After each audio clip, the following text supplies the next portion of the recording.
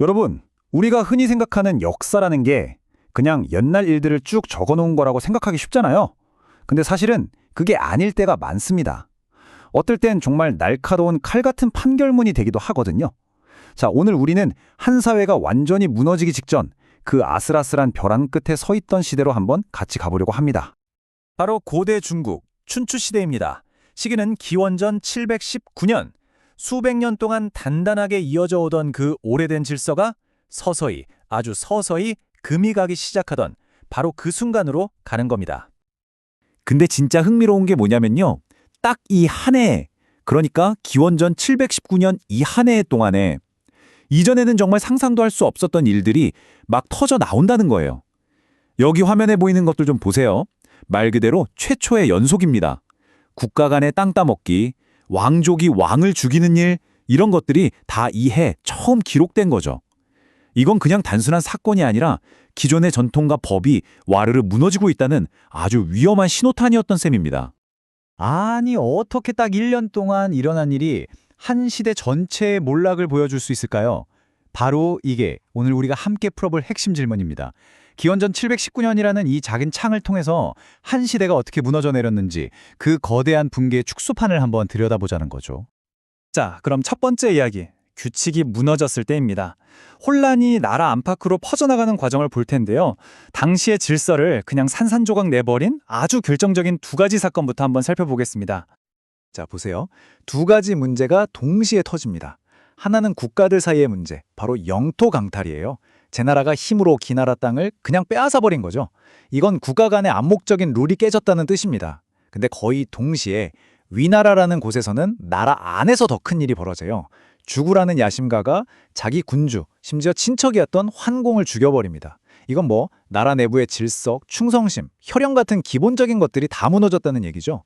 그러니까 밖에서도 안에서도 질서가 동시에 붕괴되기 시작한 겁니다. 정말 심각하죠. 사실 이런 일이 터지기 전에 석자라는 아주 지혜로운 신하가 있었어요. 이분이 군주한테 경고를 합니다. 천한 자가 귀한 자를 해치고 젊은이가 어른을 무시하는 건 이거 다 나라 망하는 길입니다. 라고요. 근데 어떻게 됐을까요? 네, 당연히 무시당했죠. 그리고 결국 그가 했던 그 불길한 예언이 주라는 인물에 의해서 그대로 현실이 되어버린 겁니다. 자, 이제부터가 진짜 재밌습니다. 지금까지는 무슨 일이 일어났나를 봤다면 이제부터는 그 일이 어떻게 기록되었나를 볼 거거든요. 여기서부터 이 고대 역사가들의 진짜 무서움, 아니 천재성이 드러납니다. 언어를 무기로 썼다니까요. 우리가 지금 들여다보고 있는 이 역사서가 바로 춘추입니다. 이 춘추라는 책이 뭐냐면 그냥 팩트만 딱딱 기록한 역사책이 아니에요. 오히려 도덕적, 정치적 교훈을 담은 책이죠. 비유하자면 신문 기사라기보다는 판사의 판결문에 가깝습니다. 단어 하나, 글자 하나하나에 전부 의미와 판결이 담겨 있는 거죠. 자, 한번 보세요. 이게 바로 그 증거입니다.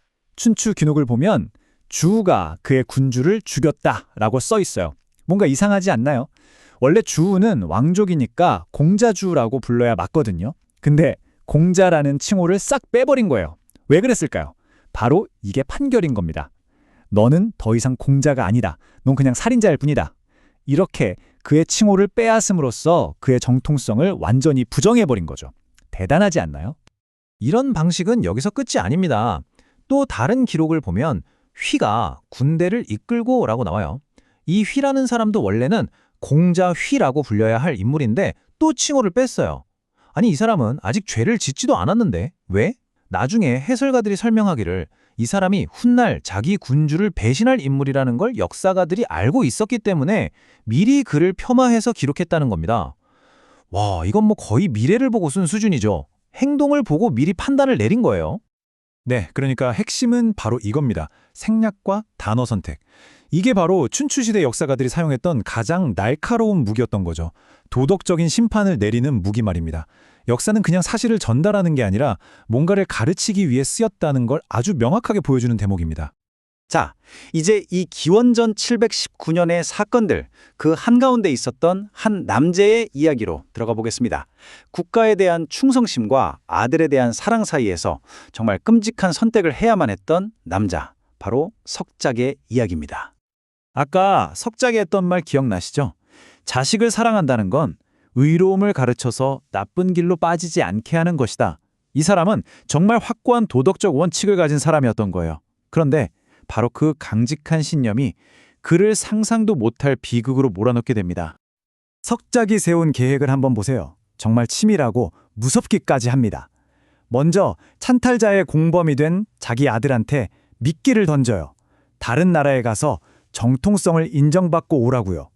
그리고는 뒤로 몰래 그 나라에 연락해서 찬탈자랑 자기 아들을 둘 다 범죄자라고 고발해버립니다. 결국 두 사람은 체포되고 석작은 사람을 보내서 찬탈자를 처형해요. 그리고는 자기 하인을 시켜서 자기 아들까지 처형하게 합니다. 와, 자기 손으로 아들을 죽인 거죠. 개인적인 감정을 완전히 버리고 오직 나라의 질서를 바로잡기 위해서요. 후대의 역사가들은 이 사건을 어떻게 봤을까요? 군자는 말한다. 석작은 진정한 충신이다. 라고 평가합니다. 이것이야말로 사사로운 감정을 희생해서 큰 의로움을 이룬 것이다. 라면서요. 그러니까 개인적인 정보다는 국가의 대의가 우선이라는 그런 가치관을 보여주는 최고의 사례로 꼽은 겁니다. 자, 그럼 이제 찬탈자도 죽고 공범인 아들도 죽었으니 모든 게 해결됐을까요? 글쎄요, 이야기는 그렇게 간단하게 끝나지 않습니다. 이 혼돈이 끝난 뒤에 사람들이 내린 선택이 또 다른 아주 근본적인 질문을 던지게 되거든요. 일단 찬탈자가 사라졌으니까 위나라 사람들은 새로운 지도자를 세워야 했겠죠. 그래서 누구를 세웠냐면 살해당했던 환공의 동생 진이라는 사람을 왕으로 추대합니다. 바로 이 지점에서 마지막 충돌이 일어납니다. 백성들의 선택과 역사가의 판결이 완전히 엇갈리는 거죠. 백성들이 볼 때 이 진이라는 사람은 아주 현명하고 인기도 많았어요. 혼란을 수습할 적임자였죠. 아주 현실적인 선택입니다. 그런데 역사가들은 뭐라고 평가했을까요? 그의 직위는 부적절했다라고 딱 잘라 말합니다. 왜? 왕의 명령이나 정해진 절차에 따른 게 아니라 그냥 백성들이 뽑았다는 이유 때문이었어요. 신성한 계승의 원칙을 어겼다는 거죠. 이게 바로 춘추 시대의 역사가들이 가졌던 핵심 원칙입니다.